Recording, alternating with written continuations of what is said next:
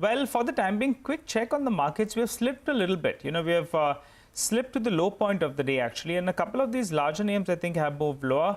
Not too much in terms of weightage, but HDFC Life has slipped a little. Asian Paints has moved a little bit low. I think ICICI Bank, that's moved into the red. So that one's putting some pressure. And the Nifty Bank is down close to around 100 points odd. That's putting some bit of pressure. Also from the broader market, I just want to highlight one stock. There's a large trade that's taken place on Punjab Alkalis. And if I take a look at the total equity that's changed hands out there, that's close to around 4%.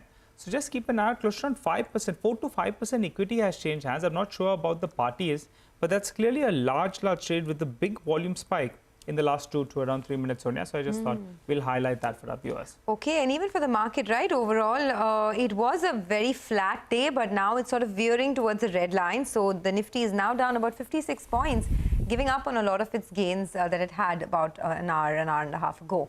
Let's do one thing. Let's take a quick detour from equities and move away from the markets. Here's a word coming in from the former MOS External Affairs, Shashi Tharoor, on the remarkable achievement of Rishi Sunak, who has taken over as the UK Prime Minister today, the first Prime Minister of colour and British Asian Prime Minister. So let's take a look at what Shashi Tharoor had to say.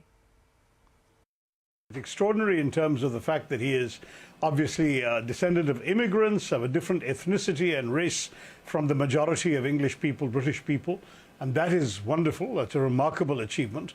Second, there is the undeniable fact of his religion. He's practicing Hindu, very overt in his Hinduism, which is a surprise in a Britain which has an established church. Christianity is the official religion of the state as practiced by the Anglican Church. A third is the stunning fact of his age and experience. He was only elected for the first time in 2015. Within 3 years, he was a parliamentary undersecretary. Within 5 years, he was finance minister. Within 7 years, he's prime minister. I mean, you can't imagine such a narrative in India, where he'd be lucky at the end of 7 years to be having moved up from the backbenches to be an MOS or something. All right. You can also watch the former MOS External Affairs